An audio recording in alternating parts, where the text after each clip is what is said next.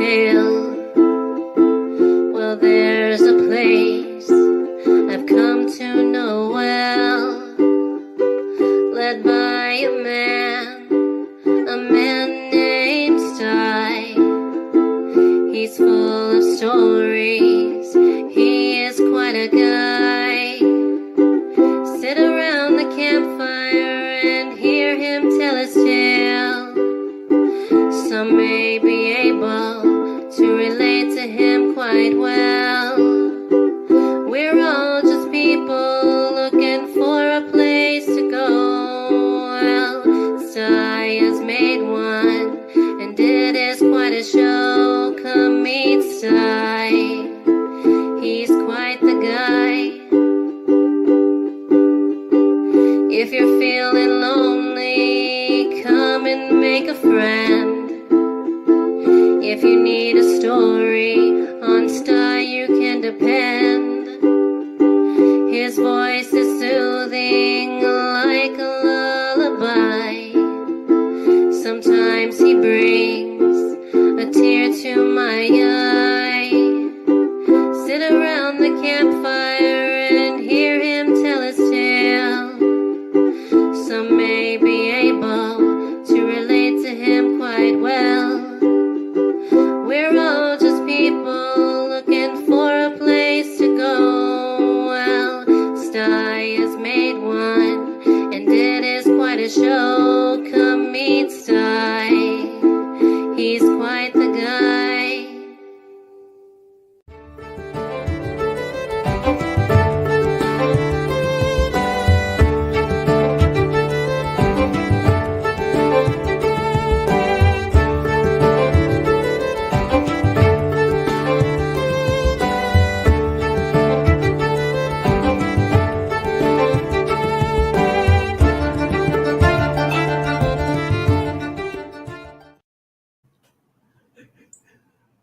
Good evening, everybody.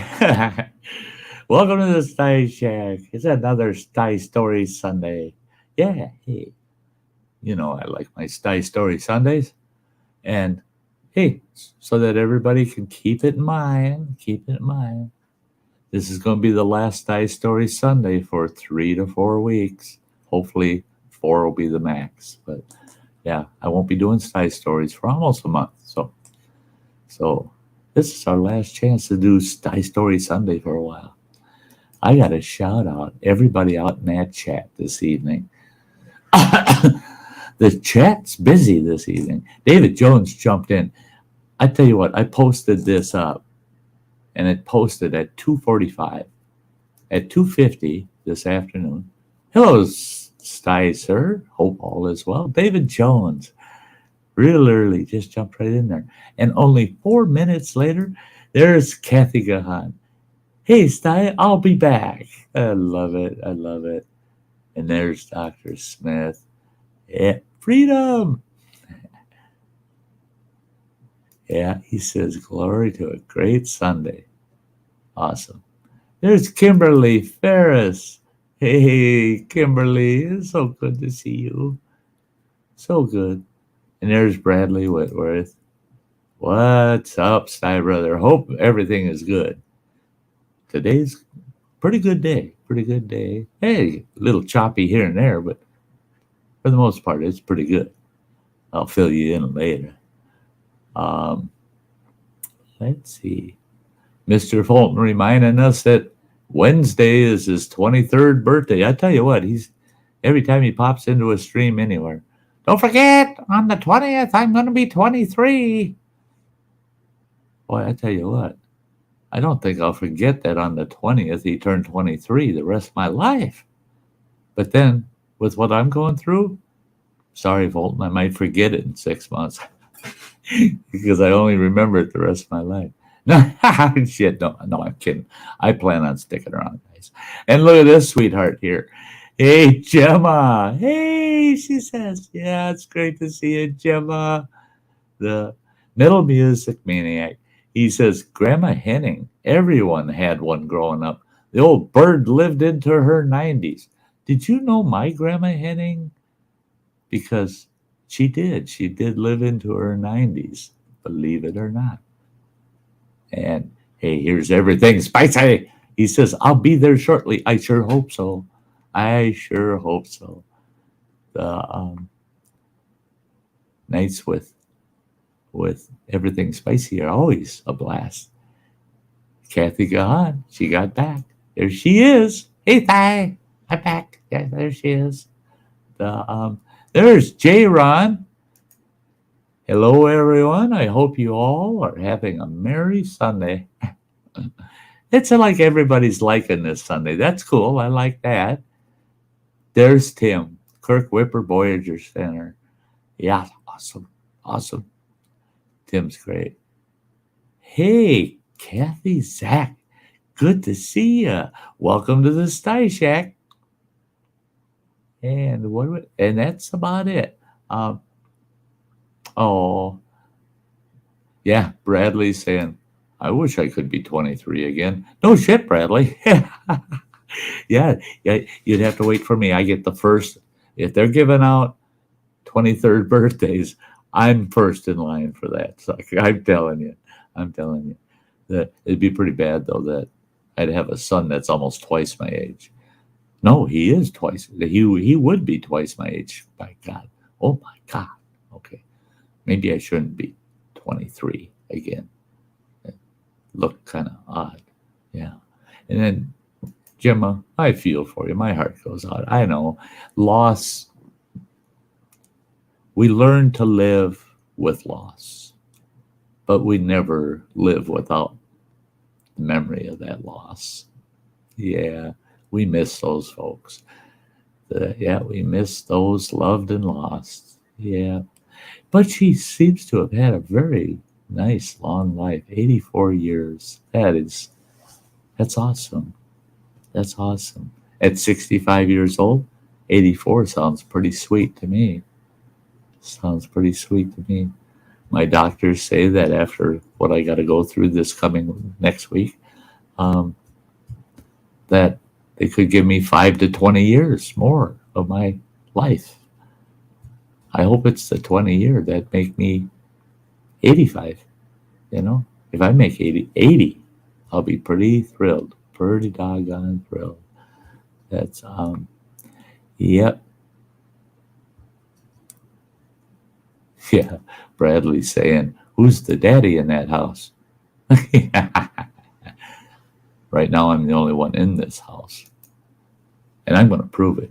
I'm going to bring this guy not out of the basement, not out of the living room, not off of the PlayStation. Get the hell off that gaming console. But I'm going to bring him out of the outdoors. I am. I'm going to bring him out of the outdoors. This is what we were talking about, where I'd have a guest in the studio this last Sty Story Sunday, and we totally forgot about it. We were so busy doing things around here, totally forgot about it. Didn't get the studio set up. And he says, well, that's all right. I'll just use my laptop here in the living room. So, okay. Well, no, I'm going to bring him up out of the outdoors. There he is. Evening, y'all. Evening to you too, y'all. But look at that. He's sitting in our backyard. Man. Ain't that nice yard, eh? I'm the one that mows that grass, man. You can see the adventure trailer there behind him. That's pretty cool. Yep, there's the adventure trailer. Yeah. Oh, I can see the garbage can right there by you, too. Don't let me forget, running water. That bugger's got to go out tomorrow. I got a doctor's appointment, and I got to take the garbage out. So I'll leave 15 minutes early and haul that thing out to the alley. Get it out of here. I don't think they're doing recyclables tomorrow. So, hey, look at here. There we go. Freeman James. There he is. Hi, Sty, everyone. And we got Deidre Baker. Yeah. Also saying hello to Running Water right from the get-go. Yeah, she said hello to me before that. See, I just wanted to make Running Water feel important. Well, You always said I was special. You're special. You were so special. I was going to start calling you Ed. I didn't mean that. That's not meant to be a mean joke or nothing, guys. Hey, look at there. Justin Anderson popped in. Yeah. Howdy, Sty and Running Water. Great to see you, Justin. Good crowd in here tonight. Very good crowd in here tonight. I got to keep an eye on the clock so I can get the Sty Story done on time tonight. The last couple of streams, the one stream never got a Sty Story out. And then the one after that, we got the Sty Story out, but it ran a little later than usual. Oh, I'm throwing shit. Oh, Lordy. Ugh. You wouldn't think I'd have trouble bending over. I'm so freaking scrawny now. Hey, look at there. Boy, that people are just coming on in. Here we got plain old Chuck. Hey, Chuck, great to see you. And we got the Ingalls family. Awesome. It's great to see you. Great to see you. But yesterday, busy day. Oh God, it was tough. I had to supervise all afternoon, man. It was a tough job, man. Sit there and supervise it. Make sure everything's going right. I mean, I couldn't walk away for a minute. I had to sit right there on my ass and supervise. Running Water. He worked his tail off. He built a couple of nice doors for our shed out here, and I made sure they turned out nice by watching them. I sat in a camp chair right here in the shade and drank nice cool drinks and smoked and chatted away with him while he worked. And the crap he was working with was heavy. Well, he got the doors done and kind of popped into the holes they belonged to. And he's got the hinges mounted on the one door and figured we'll finish it off today. And when he got those hinges on, he popped the other door into the door opening because it's two doors, big opening with two doors. 7 foot, right? Our opening? Yeah. And he says, yeah, because I had said when you're chatting away, that's when you miss stuff and you screw things up. And so he tells me, yeah, we're chatting, supervisor, and doggone it, I measured the damn door overlaps wrong for the finishing in the door jamb. So we had to take out these 1x4 boards out of the door jamb, and then the doors fit fine. but he had to pull those 1x4s out of the door jamb to make it fit properly. But it's sweet. We got a pair of nice doors there, and everything's going to be nice and secure. And because he worked so damn hard, and then he flipped all these. We got to these railroad ties, and 3 of them were laying right in front of where those doors are, but they're taller than the door from the ground up. So you couldn't open the damn doors. He mounts them, but you couldn't open them because the railroad ties were too high. So those railroad ties are to frame in the driveway, and he's going to recess those down into the ground a bit. Well, they're not recessed yet, so they're in the way. He found out what his younger little brother was talking about. He picked the end up of that first one, and I never seen his face so red. It's just like, oh, is that heavy? Yeah, they're freaking. I tried about a week ago to move one of them, and I said, I can't even get off the damn ground anymore. I just don't have the body mass and the strength. He was grunting. If he was grunting, it would have killed me if I would have got that off the ground. It probably would have fallen on me, and I'd still be out there spread eagle with a railroad tie across my chest. But no, Bradley, he's not out on the road tonight. He's home for a week.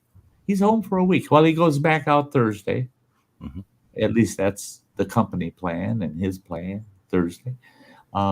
Yeah, he's been home since Thursday. So Wednesday night, actually, Wednesday afternoon. Um, so it's been good. A lot of things getting done. We're getting a lot of things done around here.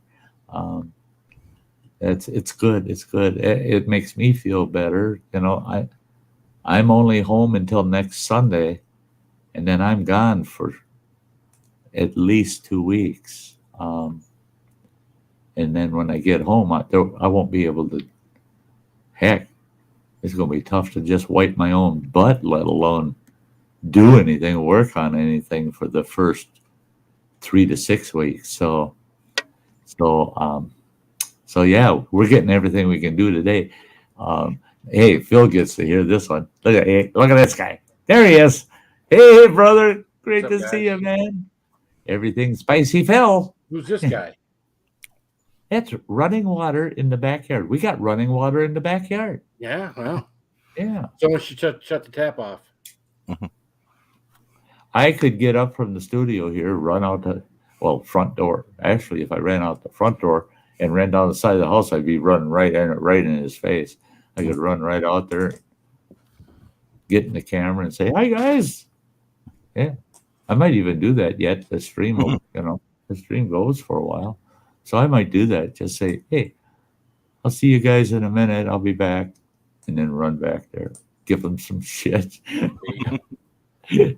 The backyard's looking pretty good. Yeah. I changed the angle, Phil, because it's facing this way, but it looks like we're pot farmers. Yeah. No, it doesn't. But anyways, up here we know what pot farmers look like. So Earlier he was sitting back into that brush by that wood that's next to him there.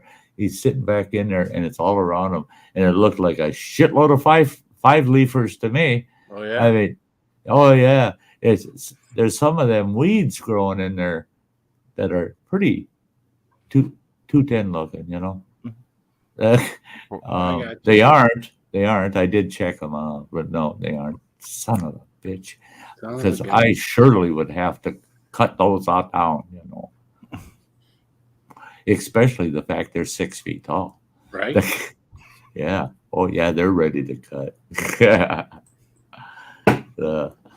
Oh yeah. So tomorrow we got a couple little piddly things to do, and we're just hoping, both Running Water and I, that the weather holds. There is a slight chance for rain tomorrow. It sounds like on and off kind of thing. And in between rain, he bought that damn mini bike. I keep calling it a mini bike, but it ain't a mini bike. I mean, the frame on it, the tubes are that big around the frame. I mean, it's built like a tank, and it's made for an adult to go riding backwoods trails with.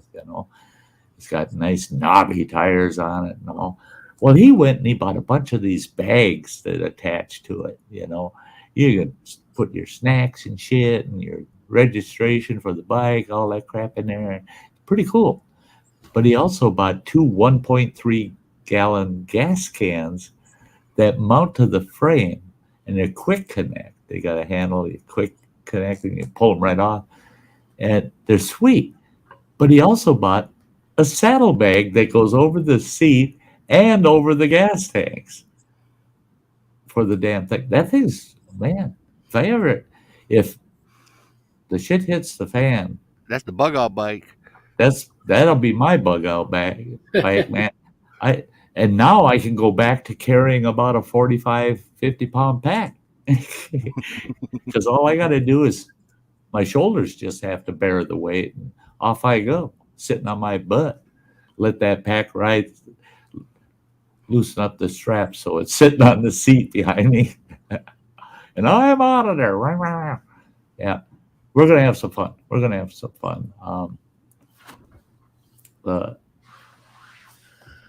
Looks like it's sunnier there than it was here today. Really? Yeah, it's pretty cloudy here most of the day. I mean, there was a little bit of sun for a little while, but most of the day it was pretty cloudy today. It was about 80 degrees. It wasn't bad. I got in the pool with my granddaughter. She was over here all day long, so I gave her about an hour's worth out in the pool. So Oh, she's yeah. 6 years old. She just keeps getting better and better at swimming and different things. So That's cool. Time with Grandpa in the pool, Yeah. man. You can't beat that.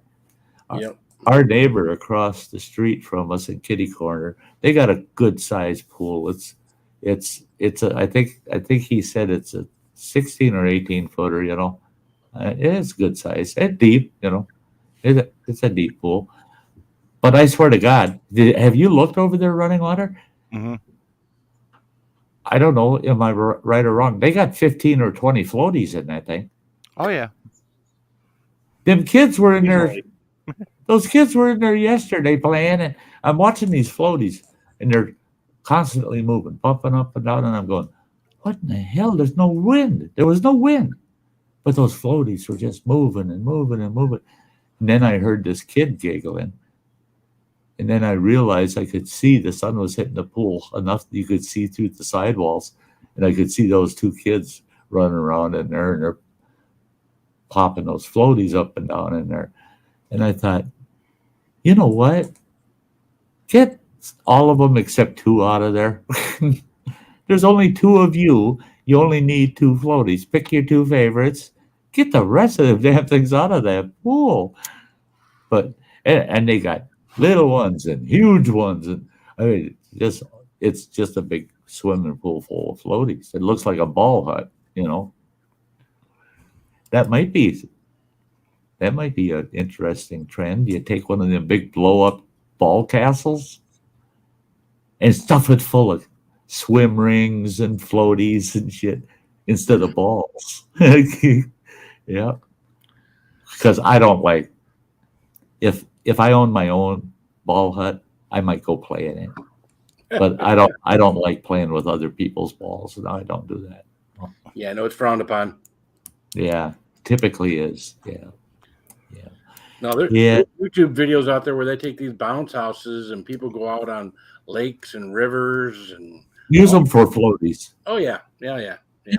Ain't that awesome? I seen one that was a Big little channel. castle, a bouncy castle, and it had like 8 guys, guys and gals in it, and they all had paddles, and they're reaching out the window openings, and they're paddling the damn thing down this big lazy river, and they're all drunk as hell, you know. And they jump off, and then they drag them back in, and then they're bouncing in the damn thing in the water. And I thought, son of a bitch, that would be fun.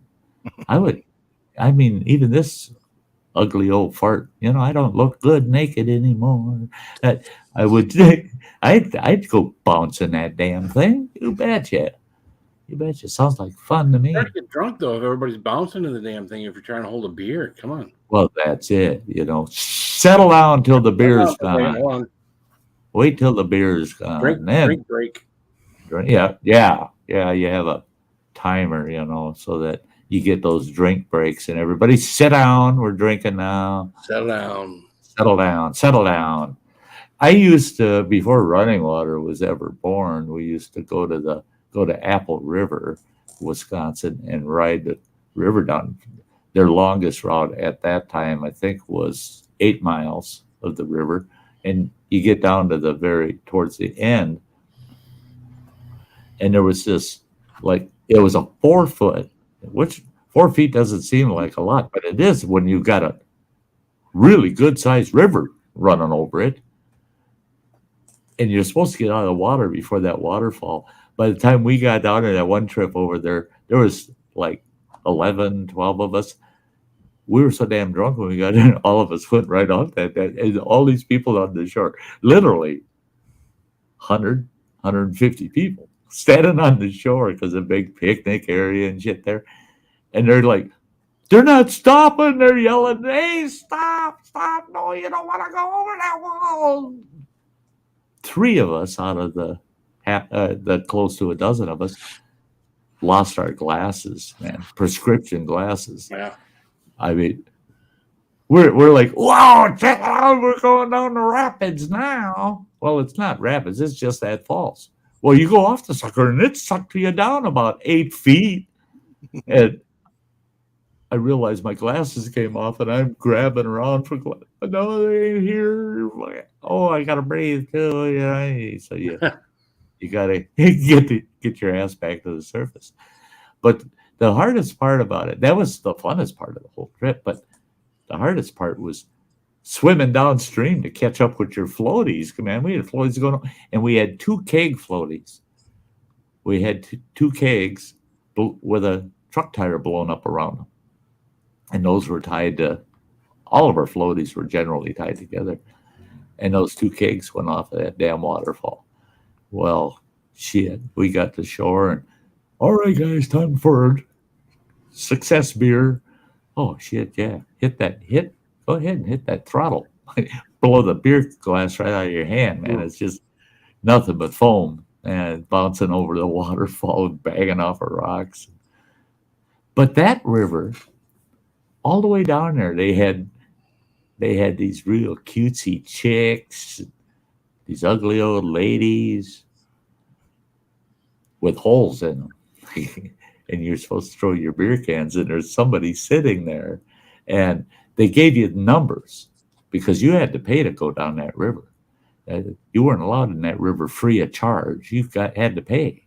And it was run by the state at the time. You bought a state sticker, and they gave you a number.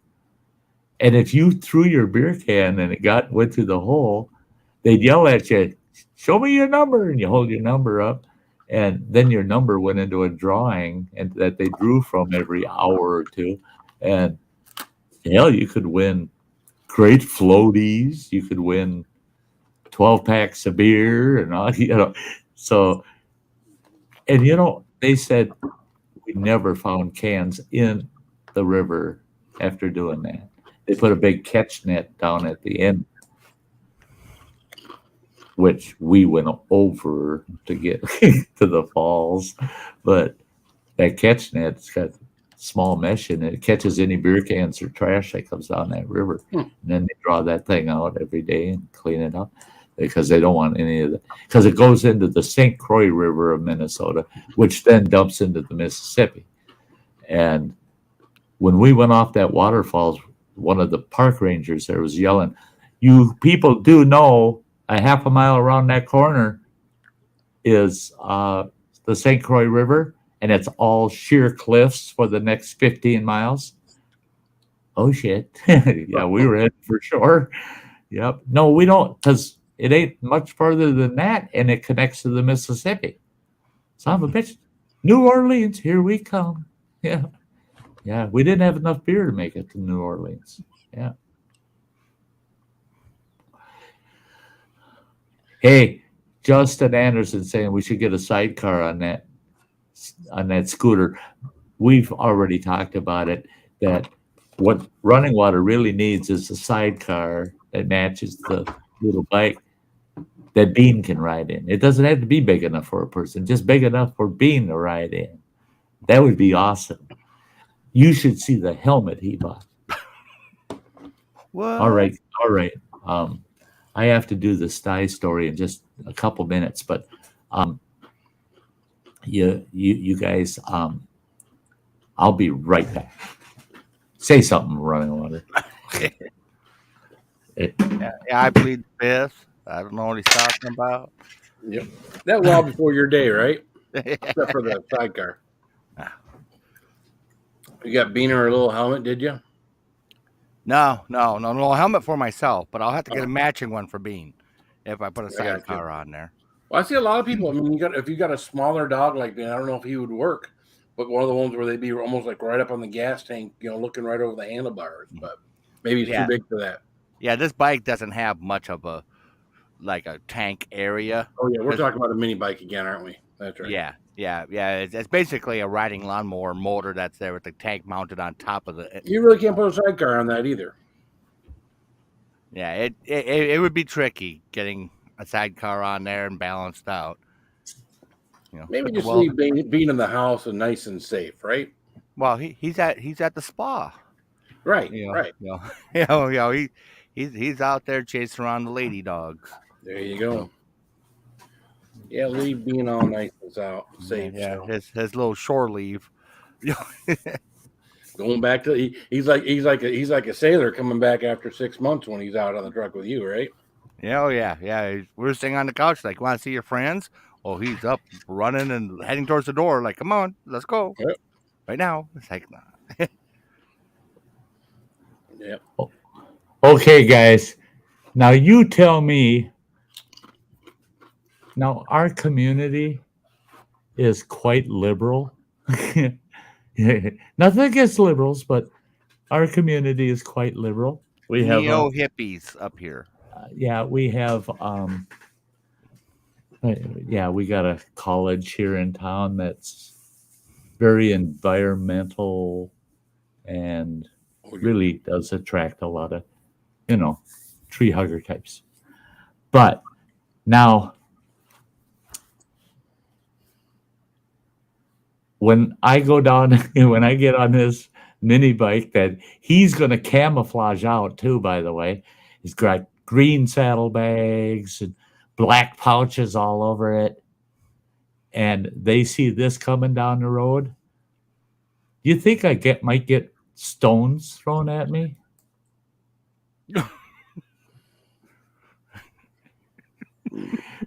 Asshole goes out, buys a Nazi helmet for us to go scooting around on, and my youngest boy goes, "Dad, I got one.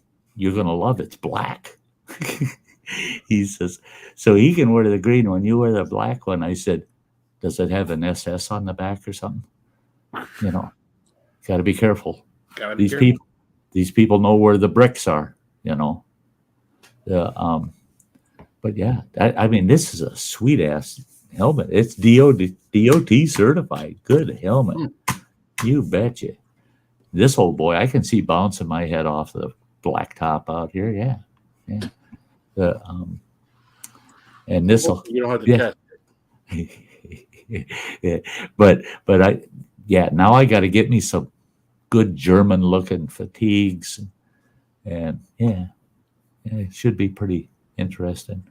Yeah, that son of a bitch is weird. When he said, I said, "Oh, you bought a helmet, huh?" And he took this thing out of the box. I go, "Oh, Jesus, not for this town." Yeah. You're not making friends running water. When you started talking about liberal community, I thought you were talking about our YouTube community. I'm thinking, what? I've been attacked. But you're talking about, It took my headset. Yeah, we had the old German style Kevlar helmets when I was in, because they had that, it was a regular helmet and they had that place around the ears that kind of stuck out a little bit further. Oh yeah. But again, you never saw a raw helmet. Every one of those things had a camouflage fabric on top of them. So. Yeah. Yep. It had the fabric, the rag over the top. Well, just like now, most everybody. They had little buttonholes in that thing every so often, so you could stick sticks or what. If you were in some kind of tall grass or whatever, you could stick it in the helmet and help break up the silhouette of the helmet so it didn't look like a big round pot in a thing of grass. So yep.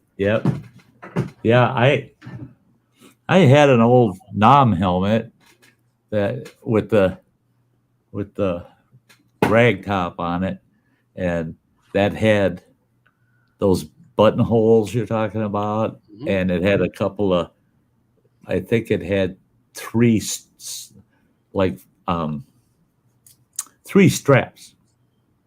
on it, and it was all just for stuffing weeds and shit in, and we had fun playing that shit. We used to do maneuvers and shit out at camp, and we go out and do the old stealthy thing, and yeah. I only did the paint guns once. The bruises lasted almost 2 weeks. Wow. And I said, I ain't doing that no more, because one of the guys, there was 6 of us. One of the guys, his bruises did go away for almost 2 months because a jerk in the group. Well, he wasn't really. We didn't invite him. One of our buddies invited this guy, and we said, "We don't know if we don't know the guy, Oh no, he's cool. You'll like him." Well, I noticed before we cut out into the field. We broke into 2 groups, cut out in the field, and it's a stealth kind of maneuver that you're doing, and if you manage to catch somebody, shoot the shit out of them, you know. Well, this buddy of ours, he got the shit shot out of him, and after the fact, when I found out who shot him up, before we headed out, that guy had gone to his truck and he went in his cooler and he was kind of covering whatever he was taking out. He had frozen his stinking paintballs. And it was like shooting them with steelies, you know. Right. And that poor guy, he was just really beat up. Boy, he was beat up. Excuse me. As you notice, I haven't quit smoking yet. Well, I did. I quit for 3 full days. And then I had a phone call that was a little upsetting, and they were pissing me off. And next thing I know, I was smoking again. And I think they resolved that problem that drove me back to smoking. So maybe it's worth going back to smoking for a few days. It was about my $89,000 bill. They've knocked it down to $5,000. They knocked it down to $5,000. Oh boy, I was yelling at that woman at first, and then they got this guy on there, and I was yelling at him, and he says, "God Almighty, man, you are upset. My curtains are waving in the wind from you yelling on the phone." I said, "Don't hold it up to your ear. That tiny little frickin' brain of yours is going to come out the other one. Get your heads out of your asses. Charge me for something like that." Yeah, so I got that squared away. That was nice. Hey, Dr. Smith. Okay, let's do the Sty story. Get that over with quick. Yeah. Time for the Sty story. Okay. Grandma Henning. I told Running Water, I said, yeah, I used my random generator and Grandma Henning came up. She was my mostest, bestest, favorite babysitter when I was a kid. Now, you wouldn't think that a kid would want to go to somebody who's called Grandma Hennings. She wasn't related. She was just Grandma Henning to everybody in the world that knew her. She's Grandma Henning.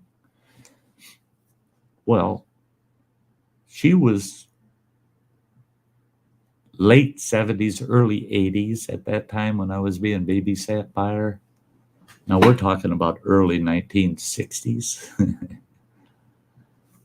Oh, she was sweet, man. She was, oh God, she was old, kind of hunchbacked, really moved slow, and had that old person shuffle to her. She lived in this tiny little house. And you can tell from that era, tiny houses now have a very tiny little kitchen, and the living space is the biggest space within the tiny house. It was the reverse back then. Her bedroom was just tiny, tiny, tiny. Had a little single bed in it, just tiny. Her living room was very small. It had a little love seat in it and her easy chair in it. And that was it. Just a little love seat and that easy chair. And her kitchen was the other half of the house. Her kitchen was bigger than the bedroom and the living room and the bathroom all combined. Her kitchen was bigger than that. Them little old Grandma Hennings out there, they loved to cook. They loved to bake. And Grandma Henning was odd mix, but she was half Norwegian, half Italian. Oh boy, 2 good food sources, man, I tell you. And when it came to anything in the form of pastries, that old gal, oh God, I never seen just a private individual that could make crap like that. She would make cream puffs the size of a softball. And she'd make homemade whipped cream and fill them full of that. And those cream puffs, I mean, I'd be covered with whipped cream eating it because it was, you know, I couldn't compare it with sex because I was only about 6 years old, 7 years old at that time, between 6 and 8. But if I would have known what sex was, I would have said, yeah, this is damn near better. I probably would have never had running water if she would have lived long enough to keep me in cream puffs. But she made all of these awesome pastries, all homemade, all apple turnovers, cherry turnovers, blueberry turnovers, she just had everything. Cookies galore. And my parents, I remember the first time I went there, I go, why Grandma Henning? I didn't know much about her. It's just like, but you'd see her and you go, oh, that old crone, Hey, why are you sending me to Grandma Henning's, Dad? And he goes, I like that you're going there. She's old school, that woman. She'll keep you in line. My mother said, you're going to Grandma Henning's whether you like it or not. And there's some rules. When you get there, Grandma Henning's likes to send a lot of sweets home with anybody that stops to see her. You're not allowed to bring anything home. Oh, shit. Okay, so going to give me sweets and I can't bring them home? Damn it. And she said, and at 9 o'clock sharp, you lay down on her little sofa in her living room and you go to sleep. And don't bother that old lady after 9 o'clock. Well, my mom and dad would stay out till midnight, 1, sometimes 2 o'clock. Well, my first time at Grandma Henning's, they dropped me off and they're talking to her and she says, hope the kid won't be a problem for you. It's Sty, they had to warn her. And she goes, oh no, we'll get along just fine. And she shooed him out of the house. And she goes, oh, we're going to have fun. And I thought, oh, you're right, Granny. And here she comes. She goes in the kitchen. Here she comes out. She goes, have you had dinner? I said, well, that was a few hours ago. She had made homemade ravioli with marinara sauce and all that. Oh, and she brought me out a big plate. And oh, damn, it was good. And she goes, now's when it gets to be fun. She comes back out of the kitchen with 2 big platters covered with pastries and cookies. And she says, you just help yourself. And I said, oh, yeah, that'll be good. I said, my mom told me I'm not allowed to bring any home, though. She says that's why I brought them out so early, because you've got hours to eat all you want. Well, this little old lady, all of a sudden, she's not seeming so bad, I get done. I'm stuffed with pastries. And she wouldn't let me leave that table until I was done with them. You're not eating those in the living room. And she goes, you're all done, right? And I said, yeah, I'm done. And she said, good, just in time. I can get some popcorn made. She says, you like butter on your popcorn? I said, well, yeah. She goes in the kitchen and makes a bunch of popcorn. Gives me this big-ass bowl full of popcorn, well salted and covered in butter. And she says, now you sit on that love seat there. And she said, we're going to have some fun now. You can eat your popcorn while we watch Frankenstein. She goes, I never watched that scary. And I couldn't believe it came out of her mouth. She goes, I never watched that scary shit unless I've got somebody here with me. She had me, oh, damn right. Damn right. After that first night, my mother became very suspicious. My father put 2 and 2 together right away because he kind of knew everybody in our town. Yeah, he damn near knew their personal lives. And he knew Grandma Henning and her, she had a reputation. She's the pastry lady, and she loves to treat kids well.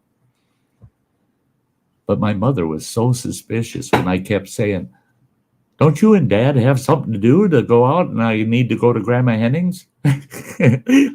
When I started asking for them to get the hell out of the picture so I could go to Grandma Henning's to be babysat, she started getting pretty suspicious. It's like, why do you even want to go there? Why are you wanting to be at Grandma Henning's? Well, no good reason. It's just that I thought you and Dad, you might want to get out. I'll go to Grandma Henning's. It took a couple of years before she finally caught me.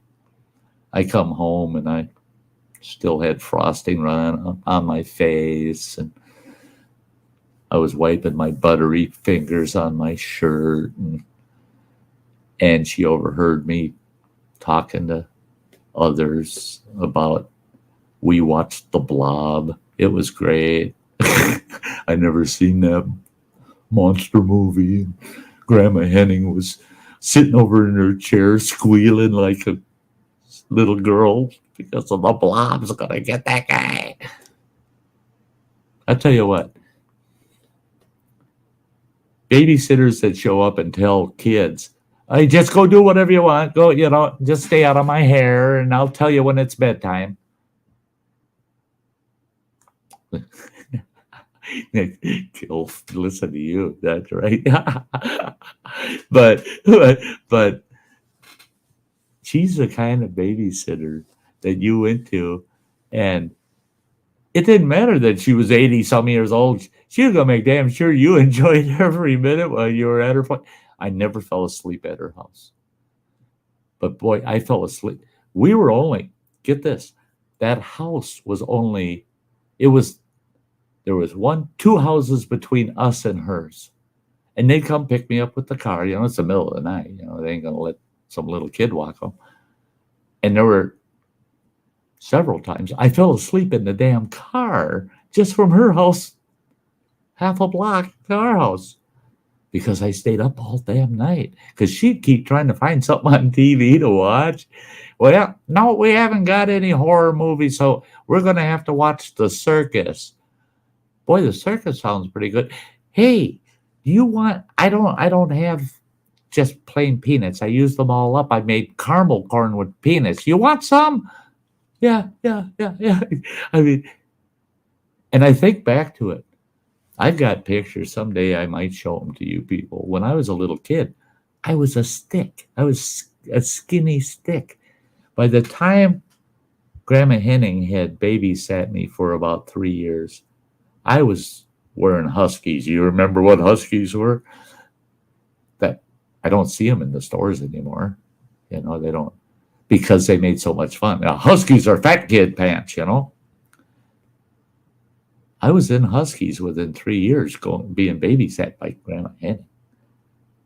I mean, then that you start getting to that age where you start understanding these children's tales. Hansel and Gretel, the old witches fattening them up to eat them. I think my mom and dad saved me just in time. I think they did. Because I was getting right at that point where Grandma Henning would grab me by the cheeks. Oh, you're getting to be so chubby there. She's going to eat me. I know it. It's coming. That's why she's got the big-ass kitchen. I don't know what kind of meat she had in that ravioli the first night I was there. I don't know what she stuffs her cabbage rolls with. I should ask my dad if there's any missing children in our town. And then they decided, no, your sister can watch you now. She's old enough to watch you. You don't have to go to a babysitter anymore. I missed the food, but I didn't miss the nervousness of the potential of becoming somebody's next meal, maybe the next child to be babysat. Grandma Henning, I loved her, but I didn't want to love her to death. And I think she was just fattening me up. Yeah, she was getting me all prepared. And we're going to put you on the spit, boy. So there you go. That's Grandma Henning, a great lady from my past in the early 1960s. And she was a hoot.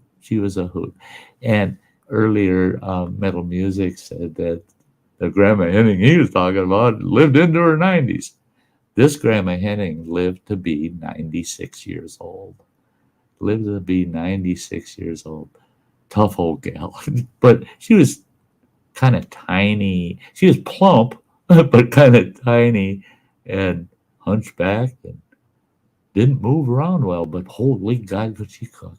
God, she could cook. So there you go. There's your Sty story for tonight. Keep in mind, everybody, last Sty story for probably a month. So if you're starving for Sty stories, you can always go back to the Sty Stories Galore playlist on my channel, and you're going to find over 200 Sty stories. So I'm sure you missed a few. Thanks for listening. There you go, guys. Welcome back. Sounds like a great neighbor. Thank God I did have one of those.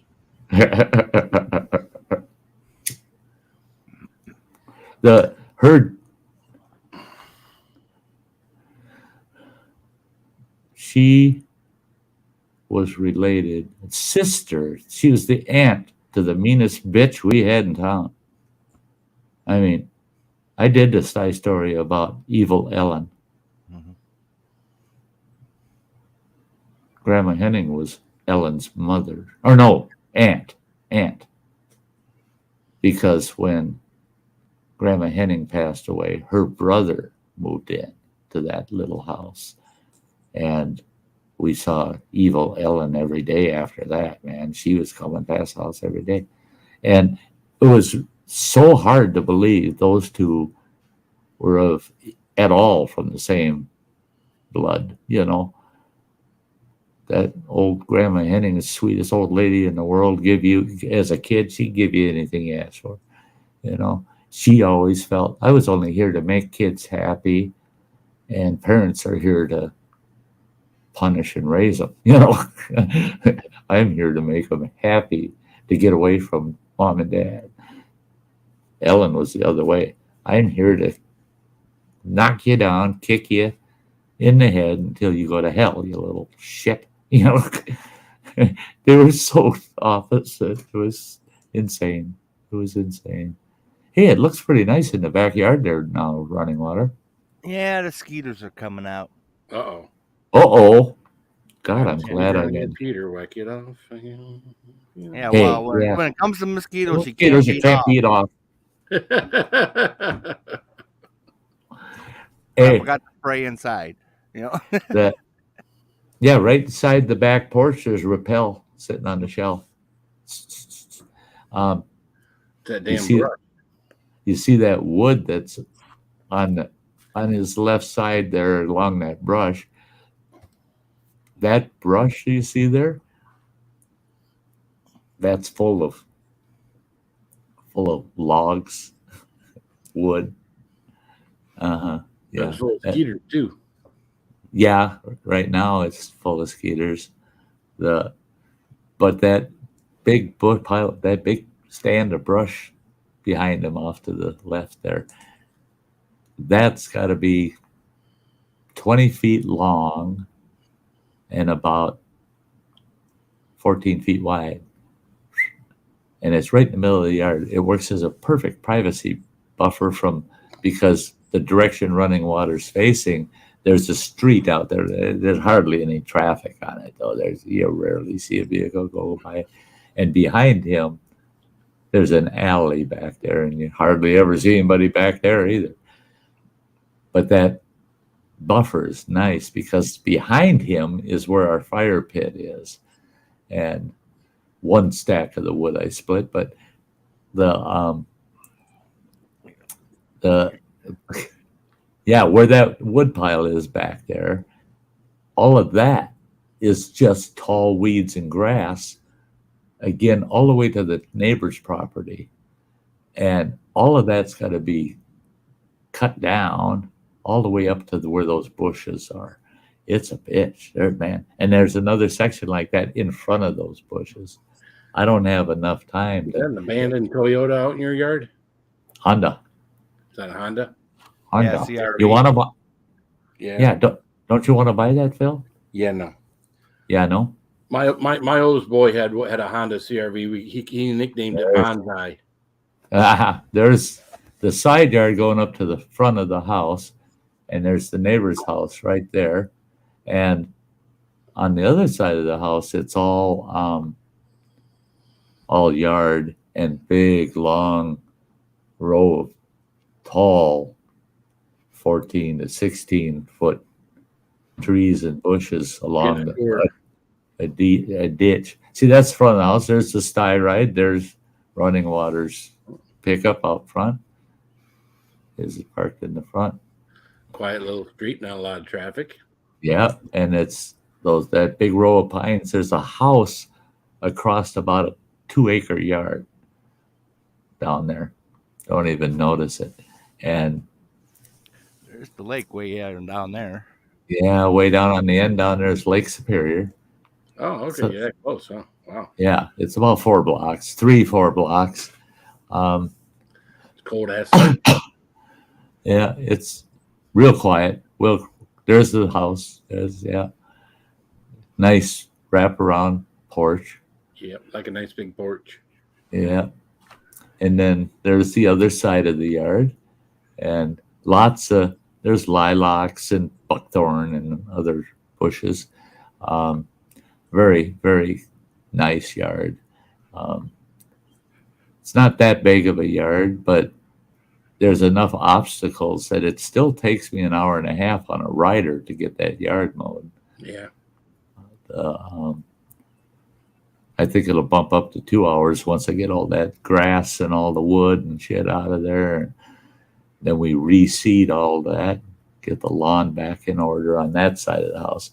It'll add almost 25% to the yard, getting that all cleaned out. It'll be really nice, really nice. But yeah, today he's working on the shed and doing stuff. And then his brother showed up at 10 after 8 this morning. And I went out there at about 1:15 or so with a cup of coffee. I hung out there and came up with things to chew his brother out for, Thank you, Dad. Yeah, you woulda, shoulda, coulda. Yeah, why didn't you? And then he's filling me in about how he hates his job and blah, blah, blah. We all heard him. Yeah. Well, he was busy cleaning out his Chevy Colorado pickup. Yeah. And he's cleaning that out because he's giving it to his nephew, my grandson. It needs repairs, And that's one of them odd Chevys, 5-cylinder, some bitch. And that damn thing, it never fails. It'll run fine for 6 months, and then it starts to miss. And for some reason, those 5 cylinders just really rattle if they start to miss. If one jug isn't firing right, it throws that whole engine so out of balance that it's just blah, blah, blah, blah, blah, blah, blah. Throw a fresh plug in it. And some bitch smooths right out. And it's like, God, when it's running smooth, it's sweet. But boy, if it fouls the plug out, you hang on tight. It's like a wobble the hell out of you. But so he's given the truck to his nephew. Just needs a tune up and it's a 4-wheel drive. I don't know if it's a solenoid or a module. Can't remember. I think it's the solenoid that engages the transfer case. That's crapped out on it. So his 4-wheel drive needs to be serviced. Otherwise, the truck's got a little bit of rust. It's a good looking truck, and that kid's getting it free. And he said, "Shit, if I stick $1,000 into it to get the few things done on it," he says, "I got a nice truck." I said, "Yeah, no shit. I'm the one that had to get the damn thing running and get it out there where they can come and get it, because my youngest boy's been promising for the last year and a half he's getting rid of it." Right, Running Water? "Oh, it's out of here. Don't worry about it. I'm getting it out of here. Oh, yeah, it's out of here." And finally, "Oh, Dad moved it out here by the alley, and it's accessible to put on a car trailer." Yeah. All out of here. What did you do to kill all the grass right here by the shed? Yeah, he asked me what I did to kill all of his truck footprint grass. And I go, come here.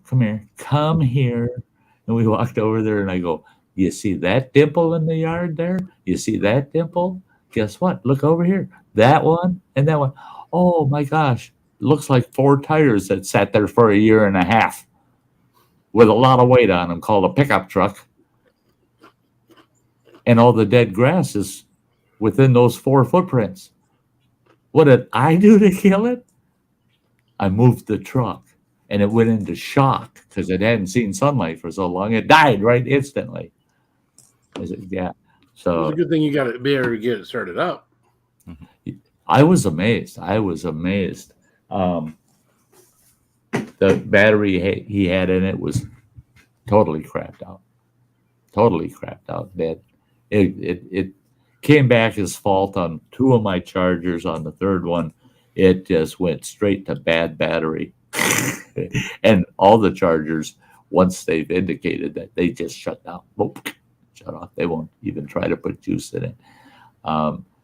I tried hammering it with a lot of juice. I had one charger I can do that, give it a good hammer. A lot of times that'll give them enough to start taking a charge. If you put it on give it a 2 amp or no more than a 4 amp for a long period of time. My chargers, even on 2 amps, said, no, fault, bad battery. Yeah, there was nothing you're going to do to save it. So I take my brand new Marine deep cycle battery, which was the same dimensions, drop that in his truck, jump in it, and I go, now that I got a good hot battery in here, I bet the son of a bitch won't fire. It's got 2-year-old gas in it. Turn the key on, let it go through its cycle. Some bitch just started. I mean, it's running. I'm like, oh shit, don't say nothing. Just move it, get it out of the yard, put it over in front of the shed, and don't look at a gift horse in the mouth. Hey, there's E-Waste Mike. You don't get to see Bean tonight, Mike. He's at the spa. You're lucky after a year and a half of that thing sitting there that the only thing you had to do was a battery. No shit. I figured the brakes were going to be locked up from rust and shut. That's the problem running water's got with that Honda because it sat too long. He's got 2 brakes that are just locked up. You'd have to go pull the wheel off and give her a couple of taps with a ball peen hammer to break them loose off the rotors. Yeah, attacking with some CLR and and I was amazed. That truck fired off the way it did, and that it no hesitation, transmission nice and solid and crisp. I thought for sure sitting all that time I'd throw her into gear and have to wait about 30-40 seconds for it to get that fluid moving through the tranny to even engage. But no, it was right there. Boom, boom. It's like something you drive every day. Well, I've moved that truck 3 times since then. And then I moved it, was that 2 days ago for us to work on the shed on Friday. I had to start the son of a bitch 7 times. And each time I could get the truck to move about 18 inches. And it would stall. Throw her in, park, fire her up, throw her in drive, 18 inches it stall. That son of a bitch did not want to move from that new spot. Did not want to. It liked that new spot. And finally I got that thing to lurch itself far enough away from the shed that we could work on the shed okay. It won't matter because he's not, that kid's not driving it anymore. They're gonna winch it onto the trailer. They're taking it right to a mechanic down where the kid lives, 4.5 months, about 4 hours south of me, and he's he got a local grease monkey to agree to take the truck and service it bumper to bumper, and he'll do each step of repair based on what the kid can afford on each step. But he did tell the kid, and I was appreciated that, and the kid's good with it. He said, I'd really prefer if you agreed to just leave the truck with my shop, and it'll be like filler work for me.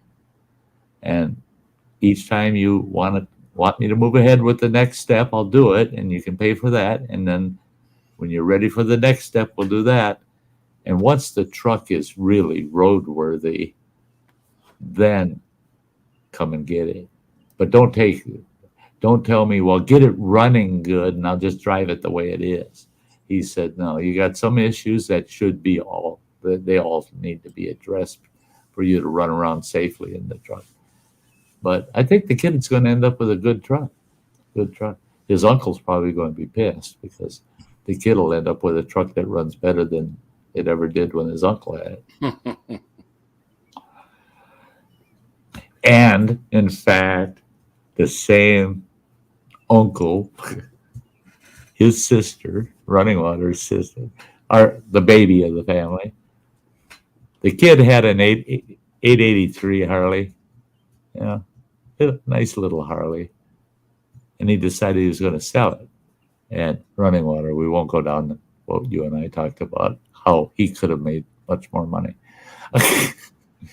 Running Water made an offer, but the kid went and sold it to his sister, pulled it out from under Running Water's offer and sold it to the sister instead. We kind of came to a conclusion of why he did that, but it's not a good one. Yeah. Beans getting laid. Yeah. But I sent him the link earlier too. I always send Mike a link. But he sold it to his sister, and his sister's been riding it for a year. And she's been down the Smoky Mountains with her honey. They go biking together all the time. And she's traveling solo. And she said, boy, I've been in nasty weather, hot, nasty weather, and everything you could think that you could throw at a motorcyclist, been in some close calls and blah, blah, blah. And she says, I'm riding the damn thing home from work the other day, and it had rained. And she said, I got rain gear. I had my rain gear on. And she said, and it quit raining. And she says the roads were getting virtually dry. And she came out of this real soft curve. And she said, all of a sudden, she said there's a big oil patch there on that curve. And her tail end just went right out from under it. She laid that baby down on her side. And she said she was doing about 45. Scared the shit out of her, but she just got a few bruises out of it, no road burn. I said, if you didn't get any road rash, you didn't even have a wreck. You know, wait till you lay one on its side on the gravel shoulder. That's when it gets really interesting. That's when they're picking the rocks out of you at the emergency room with tweezers. And she's like, oh, don't go there, Dad. She said, it was really tough. I had a couple of guys come over to help me out, and they managed to get the bike back up for me. She says, I fired it up, ran fine. She said, I bit the bullet and got on it and rode it home. She said, get back on the horse if you get thrown off. You always said that. And I said, how'd it go? And she said it went good. She says she still wants to ride. And then she showed me a picture of what she's replacing it with. Yeah. She's getting a big-ass glide trike. She's getting a big-ass glide trike. That's a big Harley. And I told her, I said, hell, it's going to look like it's going down the highway alone. I said, you're so damn tiny on there. I said, nobody will see you. They'll just see that trike going down the highway by itself. She says, yeah, but I'm going to love it. No more tipping over. No more kickstands. I can just pull into my parking spot and get the heck off and do what I'm going to do. So more power to her. But we figured it out. her brother sold her the bike because he didn't want running water. They were living, him and running water were living together at the time. He didn't want running water to have the bike and enjoy it because he didn't enjoy it. It's just the way that kid is. He doesn't want to see somebody enjoying something he sold to them because it was no good to him. It should be no good to you, kind of attitude. And I can see that. And it backfired on him with her. Him trying to avoid having to see that motorcycle parked in that shed every day and running water coming home from on the road and going out tooling around on the bike, and him not. He decided, I'll sell it to my sister that lives way down in Green Bay, Wisconsin. Sell it to her, and I'll never see the damn thing ever again. And she'll probably ride it for a week and then want to sell it. Well, she rode it all last season and this season. She's been riding it, and no, she loves her scooter. But now she's going into the big old glide trike. I mean, that sucker's sweet. All the bags and everything on it, and it's got the full trailer rig on it, and stabilizer. Is Betty your daughter? What's that? Betty. Is that your daughter? Oh. Yeah. There's a thing I saw online not too long ago. So looked like you were in a family picture, but it's hard to tell. Oh. Well, my mother's name was Betty. Same last name. On Facebook.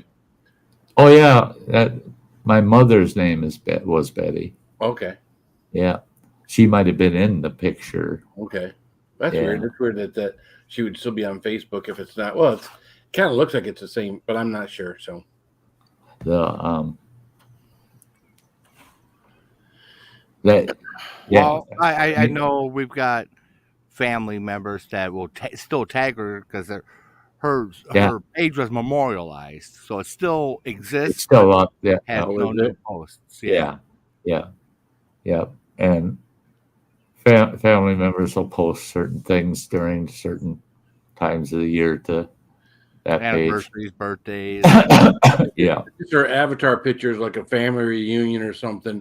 There's so many faces in there. Thought maybe it might be your daughter because you mentioned she's got so many kids. I thought maybe that was one of those things. Well, she's probably in the picture with her tribe. We had a family reunion at a place called Como Zoo. Anyways, Mike. Yeah, down in Minnesota. I'll give you $500 for that crappy trailer behind you. Well, you go right ahead and I'll get both of you put in jail for it. Mm-hmm. Oh, yeah. That's at Como Zoo. That's family. That big fella on the left is J-Ron's papa. Okay. Yeah. Betty's the one in the gray cardigan. Betty's the one way off to the right with the white blouse and blue. Okay. The kind of gray cardigan sweater. Yeah. That guy had a white beard. I thought maybe that might have been you back in the day. No. That's Rick, my brother-in-law. Yeah. Because you had said you had some poundage before, so. Not that much. No, Rick's a big fella. He's a big fella. And big teddy. He's not terribly much older than I am. So and he's battling health issues to beat hell right now. So yeah, him and his 3 kids, they've been real supportive of me with what I'm going through. Watch it, Sty. I know you're a landlord. You'll be living in that trailer, buddy. I'm good with that. Are you trying to threaten me, buddy? Hey, that ain't gonna work. Don't threaten me with a good time. Yeah. That's right. Yeah. How dare you? He spent 6 months out in the wild at a campground for 6 months in that thing. He's okay. Yeah, I lived 6 months in that trailer, and I'd come to town, and sometimes I'd spend one night. Sometimes I'd do my live stream, head right back down there, and get down there about midnight, 1 o'clock. And so Yeah, the trailer. I mean, the trailer is my home, and I can't have a roommate because there ain't enough room for them. There is a couple of things I would do if I had to live in it permanently. The one thing I did find is those little buddy heaters cook your ass right out of it. I don't give a shit if it's 50 below. That little buddy heater cook your ass right out of that trailer. And the little 12-volt fans I have in there in the summer, I didn't have air conditioning last summer, and it stayed comfortable even at night. But then I sleep in a hammock I'm not on a mattress that builds up temperature, as you lay on it. You got air around you all the time, so it stays cooler, especially if you got a few fans going. But I'm going to put an air conditioner in that puppy. And we talked about running water, and his brother and I talked about it today. We got my cabinets figured out. I'm going to put cabinets on both outer walls. Yeah, there's a lot of things I'm doing to it, tricking it out for next year. For my road trips, I definitely want to try to make those road trips. The one to Alaska would be real interesting. But the fella that said he would do the servicing on my truck, I totally agree with him. I've got one spare on the trailer. He says, you need 2 more. He said, you're driving 6,000 miles, and some of it's pretty rugged where you're going. And he's right, because I off-road too. I take it down logging trails and shit. That trailer's small enough I can get it in almost anywhere. Yeah, and he offered $500 for it. Mike did. That trailer had 45 axle miles on it. That's all it had on it when I bought it. Mm-hmm. They trailered that thing from the factory up here to the guy that bought it. They rolled it into his garage, and he parked his Harley Davidson in it for a year. Then he sold his Harley. So he decides he wants to sell the trailer. Well, it's 25 miles from the town he lives in to the town I live in. He drove it down here, parked in the parking lot. He's got the original, what do they call that? It's not a bill of sale. It's deed of sale. Yeah, from the dealership. It's It's not a title, but right. But it's what you need to title it. Right. I know in Wisconsin you do at least. Yeah, transfer of ownership stuff. Right, and it just has to disclose what the dealer sold it to him for. He paid $4,500 for it. It's the Harley Davidson scheme, and the inside of it is very well done and designed for hauling, especially toys like motorcycles. And so he paid $4,500 for it, plus the shipping from the factory up to his house. He had $3,500 on it. And I give him a call, and he said, don't even start with this. I'll offer you this. I'll offer you that. It's $3,500. I'm losing $1,000 selling that thing. I said, over how much time? The poor dumb moron told me, well, it was just a little over a year ago. And he told me the story of how he bought it, and it just sat in his garage. He brought it down. I said, so that damn thing's been sitting there for a little over a year. I said, did you jack it up and pull the wheels off and have the tires examined, make sure they're not all dry rotted or out of round because they've been sitting on the damn tires for over a year and never rolled? I said, and then did you pull the hub buddies off of it, make sure that the bearings were all still in good shape and all the grease hasn't bottomed out in the axle? And why would I do all that crap? I want to sell it. I said, because it would sell much better if a person knew that that damn thing was road worthy.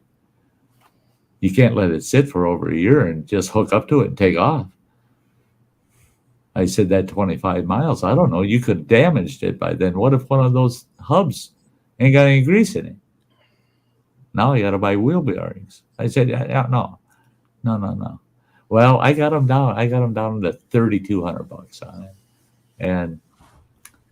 and so $500, not quite enough to even be a down payment, Mikey. Sorry, buddy. All he'd do is gut it and stick it full of a bunch of scrap anyway. So. Oh yeah. I think he'd like it for scrap and smaller loads because it's only a single axle. 3,000 pound, rated for 3,000 pound. Because I was looking at a twin axle that was rated for 6,000, but the minute that had the double doors on the back to open up. And the minute he opened them up, I go, horse pucky, ain't happening. And smelled the horse shit so bad in that trailer. And I said, I can't believe you must have been hauling some short horses to get them in that trailer. And he goes, no, I just hauled their shit. That's all. For his gardens. I said, oh man, you got to do something, get that stink out of there. Otherwise, you ain't going to get what you're asking. And he was only asking $2,000 for his, and it was a twin axle. It was nice. It had electric trailer brakes on it.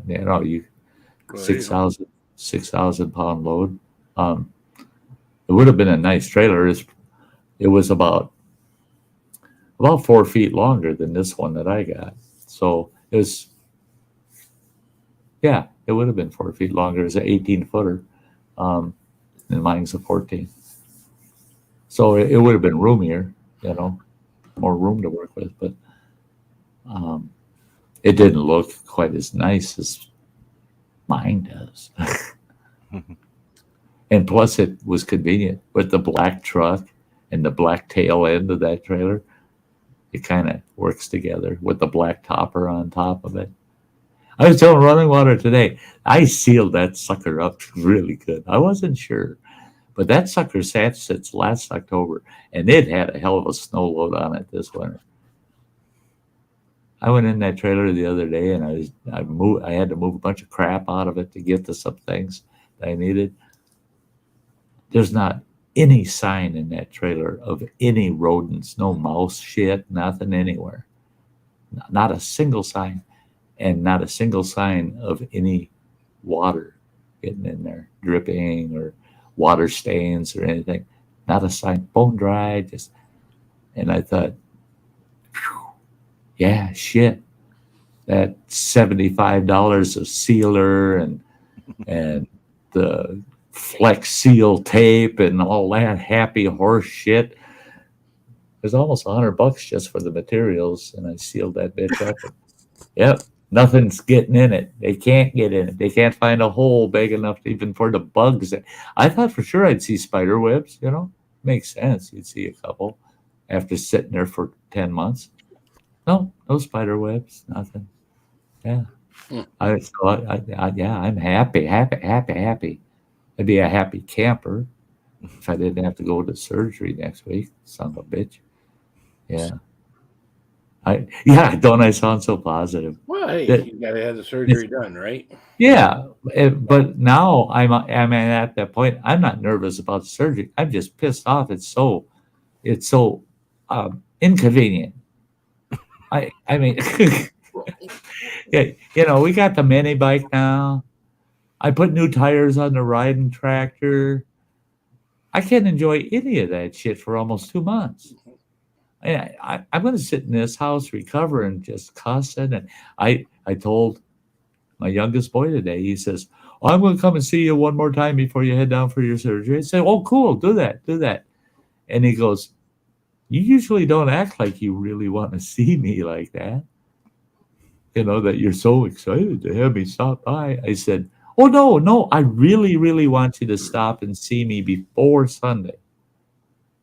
And he goes, okay, I will. And I said, but stay the fuck away from here for 6 weeks after Sunday. Then he got it. He figured it out. I said, I'm recovering it during that 6 weeks. I don't want to talk to your ass. Yeah. Yeah, stay the hell away. Unless you're bringing me a big stack of cash, stay gone. He said, well, maybe I could sneak over some ice cream or something. I said, that's why you're not coming over. You stay the hell away from me. Don't even call me, nothing. If there's something that goes amiss, running water or my oldest girl, Mariah, will call you because I don't want you talking to me because you don't know what you can and can't say. And talking about ice cream and shit that I'm not going to be allowed to eat for 6 weeks is not going to help me. Yeah, it's like we're bringing a recovering cocaine addict up just a bump.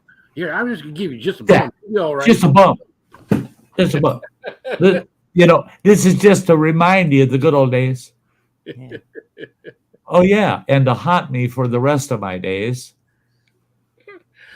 And he said, and he the way he put it just freaked me out. It's like, oh my God, no, Joe, stay away. Don't know. He goes, well, I just worked down the street. He said, I come by your house every single day of the week, except for Sundays.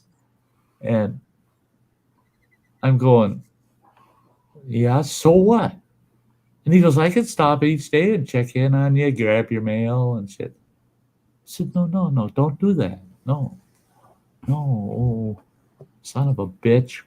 And he's got a key to the house.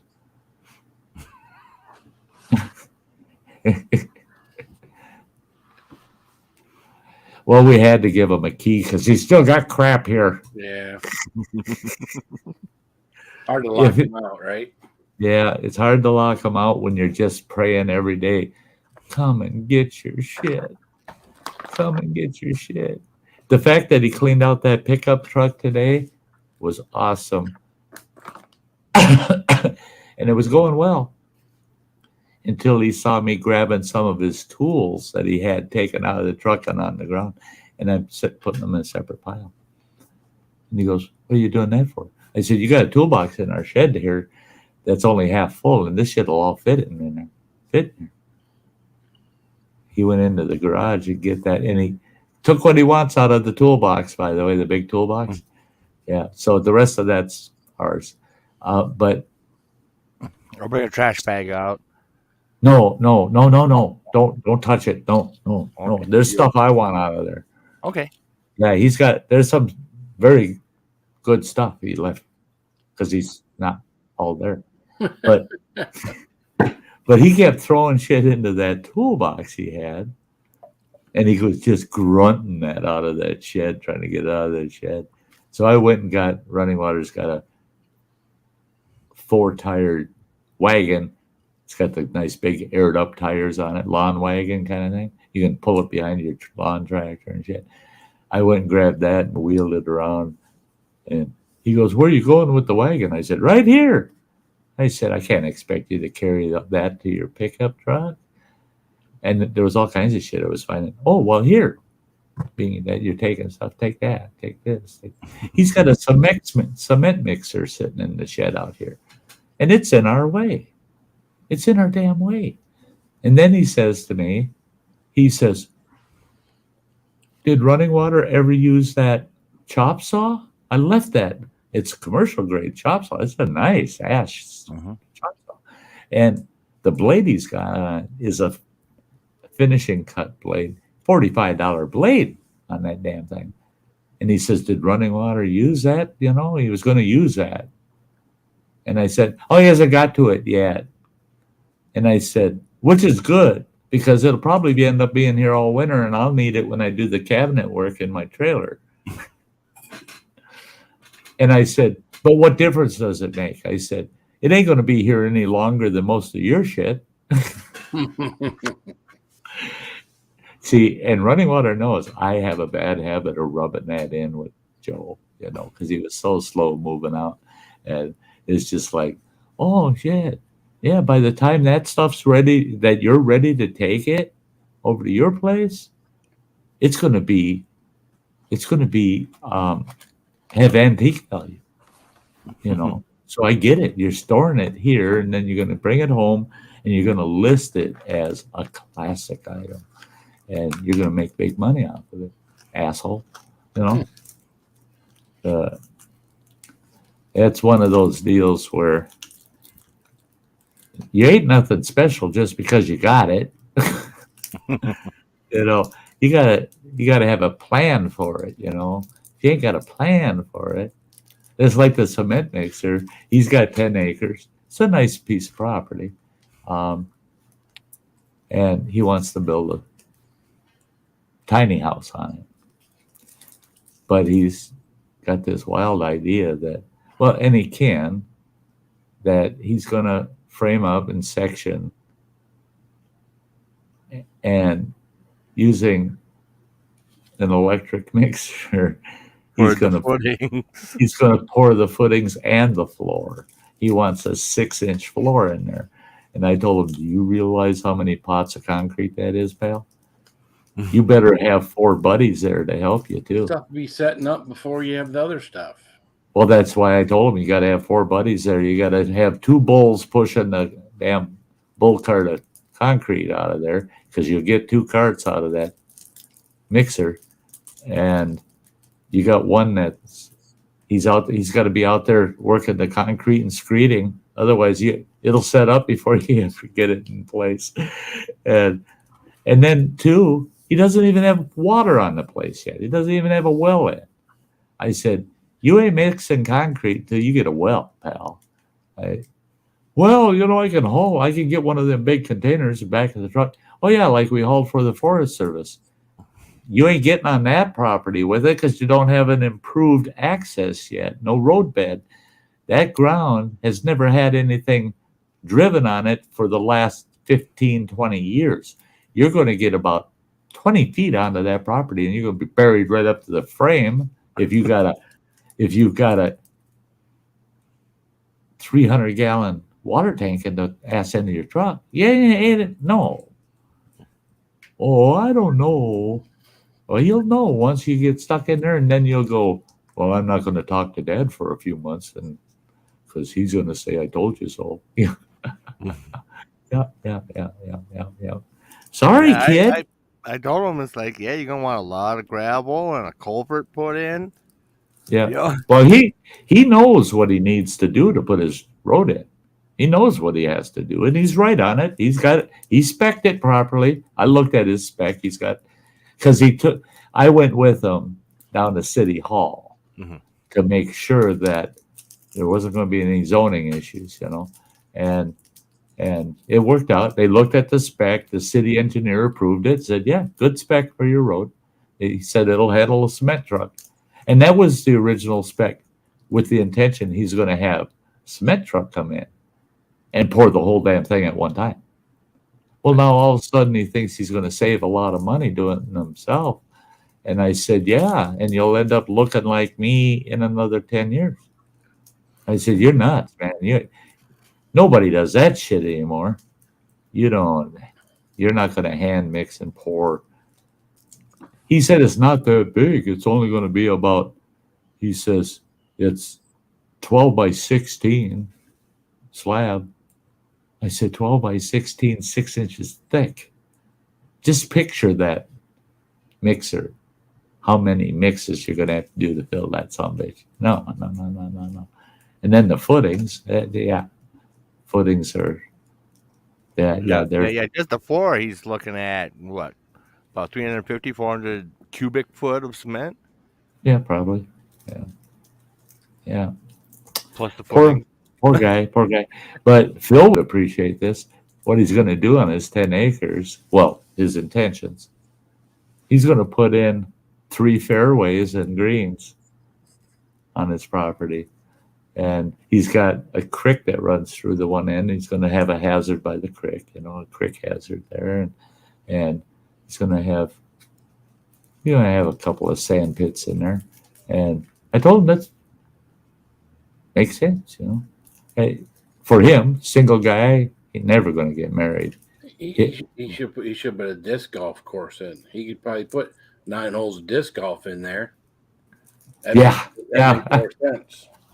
Yeah, well, not for him, boy. He likes the real McCoy. He plays golf, okay. Yeah. Well, he's got a dozen different disc course places within a 30-minute drive up here. Yeah. They're all over. Yeah, he's not putting in those greens for anybody else but him. Right. Yeah, he's not going to say, "Oh, hey, you can come play my 3 greens for $5." No, it's going to stay the fuck off my property. That's my green. Those are my greens, And he's living with his mother right now, and he bought a driver's net, driving net.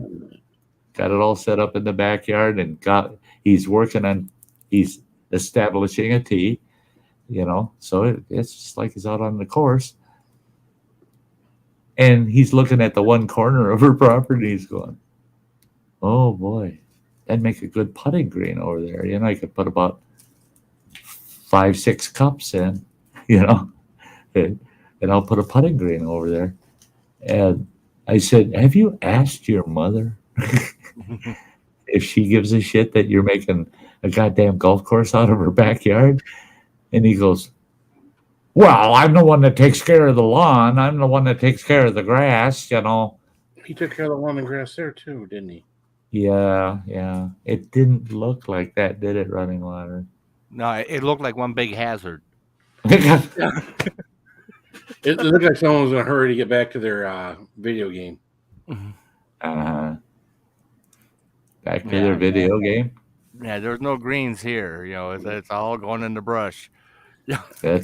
That was it. There was, well, and I know I had mentioned it in the past, but because of you see the brush pile I've taken just off of the growth along the sides of the property and the few trees we got in the property, everything I brushed out so that you capitalize on your lawn. You don't want anything smacking you in the head when you walk under those trees and shit.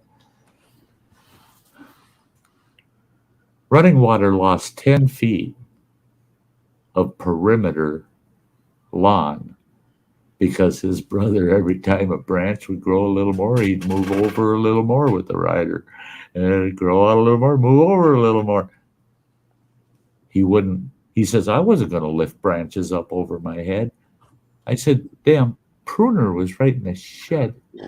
I said, "I have a pruner. Everybody's got pruners around. Why didn't you?" It took me collectively all the work to get all that brushing done, and it was a lot. That brush pile is pretty damn big now. It took me collectively 2 work days of maybe 6 hours a work day. And he said, "No, I ain't doing that shit just to mow the lawn." I said, "But you're losing the lawn. You're losing it. The woods are reclaimed." Well, he wasn't losing nothing. It wasn't his lawn. Well, that's it. That's it. Yeah. There's most shocking thing with him, though. He makes a perfect bachelor. He should not live with anybody else because he makes the perfect bachelor. And when he was finally out and I was finally in, this is the first time I'm able to use the kitchen other than the microwave, because I finally got the counters, all the dishes done, and the counters cleared, everything that he said he did, but I couldn't see it. So maybe I would rewash something he did because nothing looked clean to me. But you get the kitchen virtually done. I mean, I washed the top of the stove and everything, pulled the burners out, cleaned everything. But I never looked in the damn oven. I was so busy multitasking, cleaning around. I had a frozen pizza with extra toppings. I'll be right back, guys. Yep. And I turned that frickin' oven on. Then all of a sudden I thought, no. I preheating the oven. Run back in there and I pulled that oven door open. Whoa, shut it up. There's a big stack of pizza boxes inside the oven.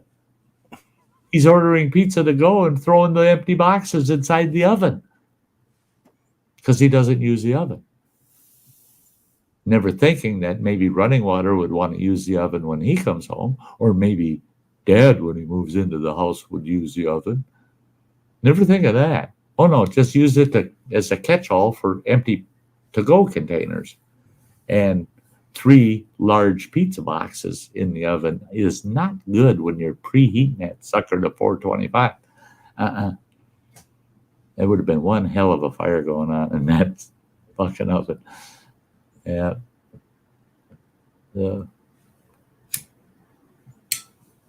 Hey, real quick, being that we're only an hour 40 minutes in here, this takes 50 seconds. Don't anybody go anywhere. And we're just going to give a quick shout out to my channel members. Okay? Hang tight, guys. Don't go anywhere.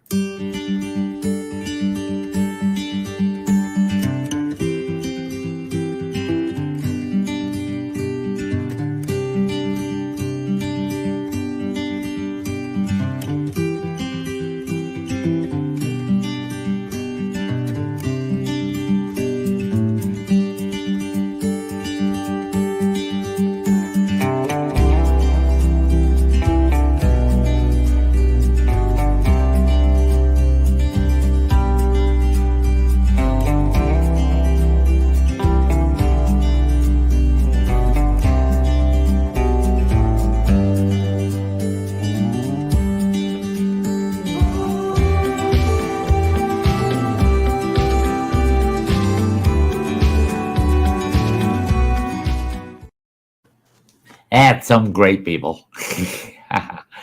Yeah. The a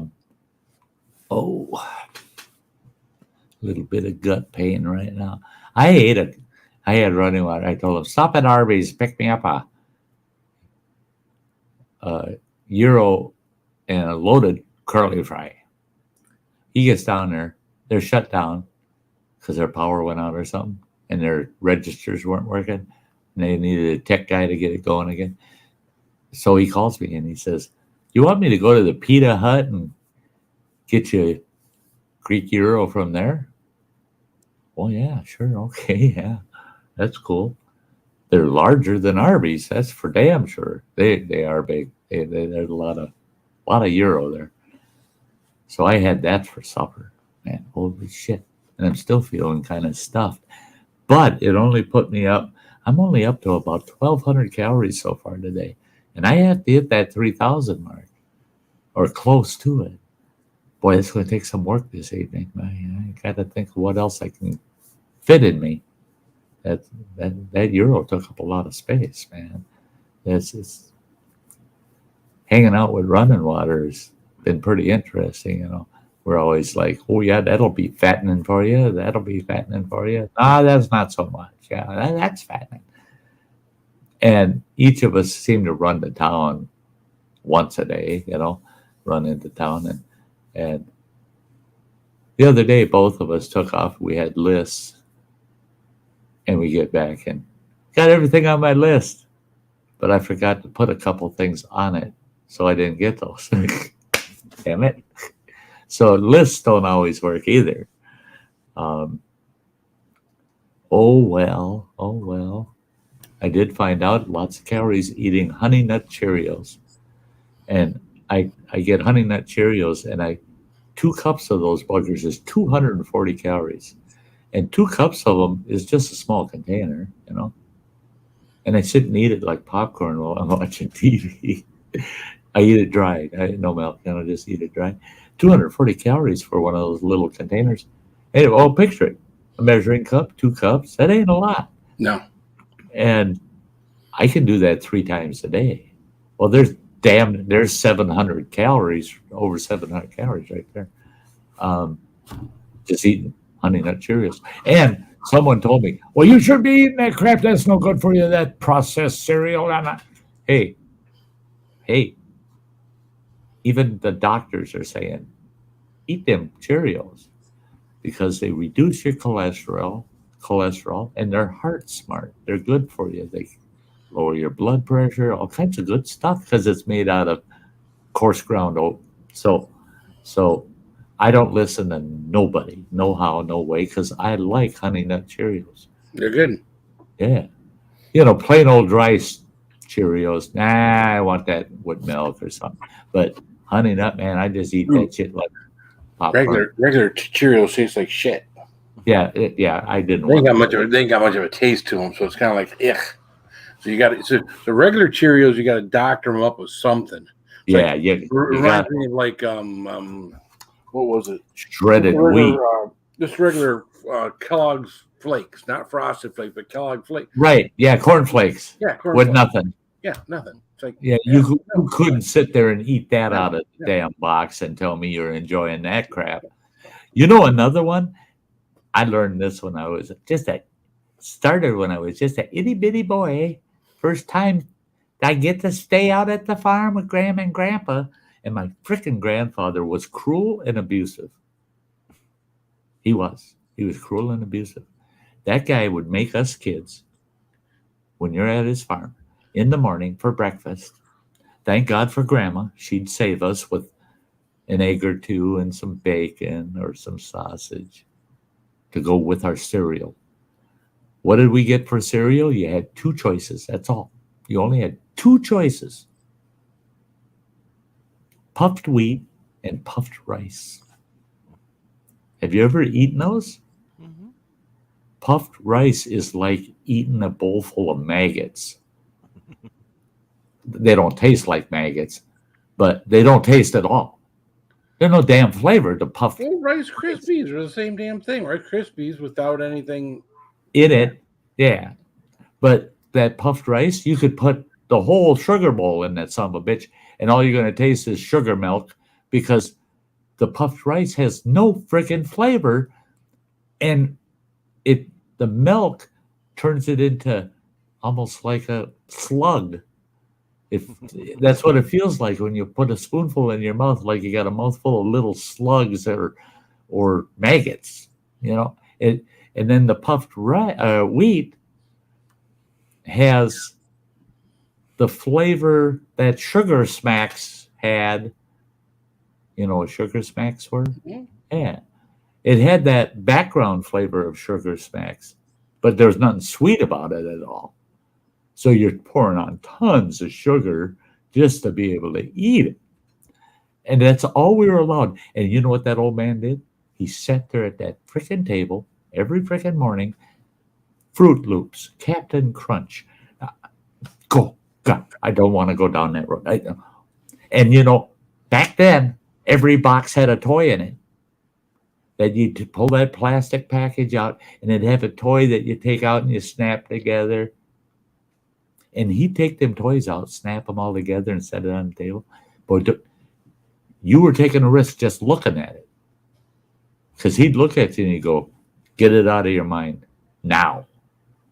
He had this huge glass jar. My grandma said it was 4-gallon, that glass jar, big lid on it. When he died, that glass jar was packed full of the toys he collected over the years and never let a kid touch. We didn't even know he had that jar. She brought it out the day of his funeral at her house. After the reception was over, we're all at her house, trying to comfort her. And she sees me and my cousin sitting there, we're, oh yeah, here we go. We got, we understand the mourning thing, but son of a bitch, I'm looking forward to mourning now. Because all day, everybody just sitting around and nobody knows what to say or what to do. And here comes Grandma out of the pantry. She's got that big-ass jar. She drops it on the table in front of me. She says, you divvy it up. You split it in half with your cousin Jimmy. Have fun. And she says, I bet the old man's rolling in that casket right now. Because he said it'll be a cold day in hell before any kid touches those toys of mine. I loved it. My grandmother never, ever stood up to my granddad unless it was absolutely critical. And here she was. You got a couple of things to do before bed. I got kids. They left disarray, and I got to go out to the garage and pick up. They're up there standing on tables and stuff that they bought and left things all over the place. I already went up there earlier. That's why I was late coming in here, because I had to go out there and take care of something else. Well, barn doors open, everything else is open. I just got to go take care of stuff. So that's you got to button up for the night, because nobody buttoned up on their way out. They came here, used my house like it was their house, and left things in disarray. So I got to go take care of them so I can go to bed. So doesn't that just it helps you really love your children, you know? Yeah. And that's his brother. I mentioned it at the time. Said, oh no, we'll take care of everything. Okay. Mm-hmm. Yep. My youngest boy, 80%, not 100%, 80%. My youngest boy comes over here usually once a week, twice a week, and the first thing he does is head for Running Water's cube of Mountain Dew. Oh. And finally one day I said, hey. I said, do you see that full cube on the floor? He goes, yeah. I said, that cube you've been snatching dews out of? Yeah. I said, when that cube's empty, don't you dare touch that one on the floor. I bought that son of a bitch for Running Water. That's not for you. Well, there was still 4 cans in that first cube, and that cube was 3/4 full when Running Water went out on the road. And there's only 4 cans left. There were, I believe there was 4 cans when you got home, wasn't there? Mm-hmm. Yeah. Because after that, every time he stopped in, he'd have a Dew with him or a can of power drink. He brought his own. But I had to get right on his ass because he kept telling me, oh, that's right. Yeah, you don't want me drinking Running Water's pop and this that.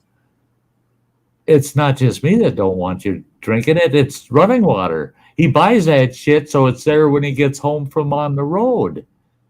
So I find myself buying cubes of Mountain Dew because some other asshole isn't being responsible. And you start to think, come on, why do you keep saying, oh yeah, I got it, I'll take care of it. But you never totally take care of it. And you leave it up for Dad to finish. So I understand, buddy. Thank you, brother. Nice. Hey, my last stream for 6 weeks, 4 to 6 weeks is Thursday night. Okay. So if you're available after work, pop in and say hi, buddy. All right, guys. Have a good night. See you around. You too. Don't work too hard. All right. Bye. Yeah, bye. Yeah, I feel for them. You know, quite a few of us have been there. Yeah, quite a few of us have been there. The kids come over and, oh, it's so nice to be it's like coming home. Not anymore. You don't live here. And they trash your house and leave. And it's like, Jesus, I want them to move back in so I can smack them and yell at them. And, you know, that's taking advantage of your parents, man. That's bad. I could never imagine doing that at my mother's place, man. My mother, she wouldn't have said a word, and she would have just cleaned it up, and you wouldn't have to do a thing. Don't worry about it. You know, oh, I made this big ass mess. She wouldn't say a word. It wasn't in her nature.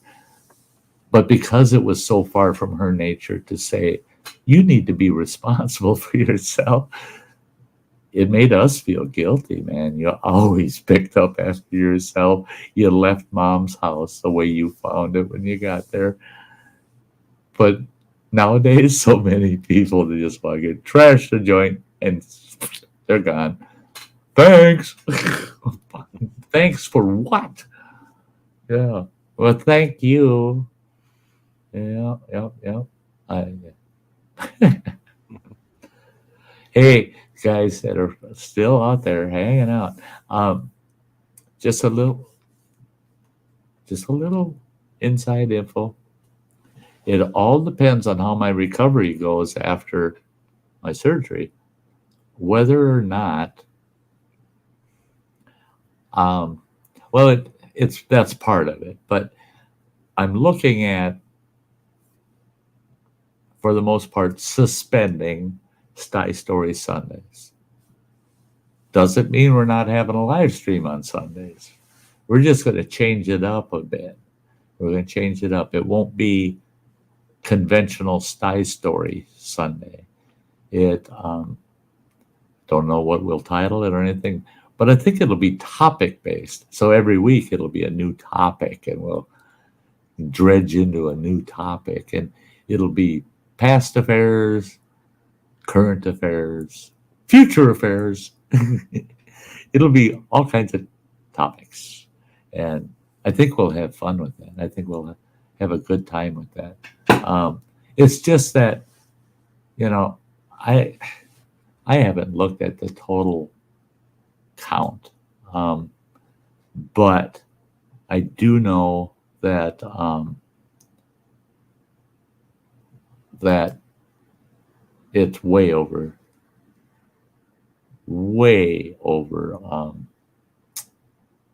200 Sty stories as of today. I'm trying to take a quick peek here, but because I don't even know for myself exactly how many are up there. To do, I got so many playlists too. Well, as far as videos and live streams I put 979 up. We've done 125 around the campfires, and where's the next one? There it is. Sty stories, 240 Sty stories as of today. And I had said initially that I had 250 on my Sty story list. Well, I had added a few, but then I took some off because I just thought, that's just not, they're not interesting as far as I'm concerned. So I did, if the Sty story doesn't kind of reach out and touch a person, I don't want to tell you boring old stories, that you just really don't involve much. But there's still a few stories on the list, probably another 25 or so, that I would like to eventually tell. So I might do random Sty stories. I'll just say, hey, Sty stories with Sty North, and put up a random Sty story in the future. But we'll see where it goes. We're just going to trick out the Sty Story Sunday. It'll be something Sunday, the title. We just don't know what yet. I got a few weeks to figure it out. So another thing I'm trying to do is get together 3 videos that I've made so that those can post one per week for the 3 weeks the first 3 weeks that I'll be offline, off air. So I probably won't even see the progress of the channel for the first 2 to 3 weeks. I won't even feel like sitting in this studio and doing any analytics and looking at viewer time counts. So, but we're going to move on. We're going to trudge on. I can't believe how light it is out there yet, Running Water. Yeah, well, luckily this camera. Yeah, the camera's up good. quite a bit because it's getting dark. Yeah, because I can see out the front door how it's dusk. It's definitely dusk, and it doesn't look like it where you are. Because the camera makes it brighter than it really is. Yes, yeah.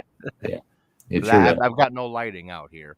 No, and that's it. We're gonna wrap it up here in exactly a minute, because Running Water's got to get his ass back in the house before he runs out of light, because there's no lights in our backyard yet. Running Water's working on that. Yeah. But with that, guys, I think we're going to call it a night. We're hitting that 2-hour mark. Love y'all. I'll see you Thursday night. I hope you'll be there. That'll be my last live stream for probably about a month. Yeah.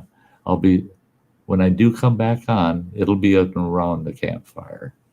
It'll be around the campfire, update kind of deal, update you about my recovery and everything that's going on. So, as usual, I'm going to grab the gal in the fur coat. Now I'm going to do the jig right off of the screen, and I will see you all Thursday evening. Love y'all. Stay safe. Stay outdoors. Stay with the Sty North channel. We'll see y'all again soon. Like he said, bye y'all.